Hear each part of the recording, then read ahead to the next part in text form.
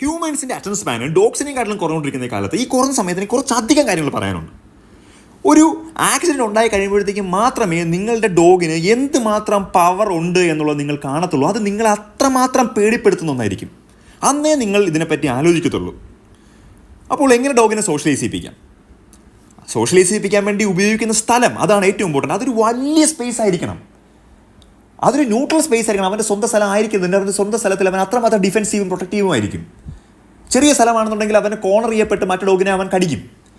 കൂടെ അവനെ ട്രെയിൻ ചെയ്യാൻ ഉപയോഗിക്കുന്ന ഡോഗ് യങ് ഡോഗ് ആയിരിക്കരുത്, ഓൾഡ് ഡോഗ് ആയിരിക്കരുത്. അവ അത്രമാത്രം സ്പീഡിൽ എവേഡ് ചെയ്യാൻ പറ്റുന്നൊരു ഡോഗ് ആയിരിക്കണം. അവൻ ഇങ്ങോട്ട് വന്ന് കടിക്കുന്ന ഡോഗ് ആയിരിക്കരുത്. അവൻ്റെ കഴുത്തിൽ കിടക്കുന്നത് ചോക്ക് ചെയിൻ ആയിരിക്കണം.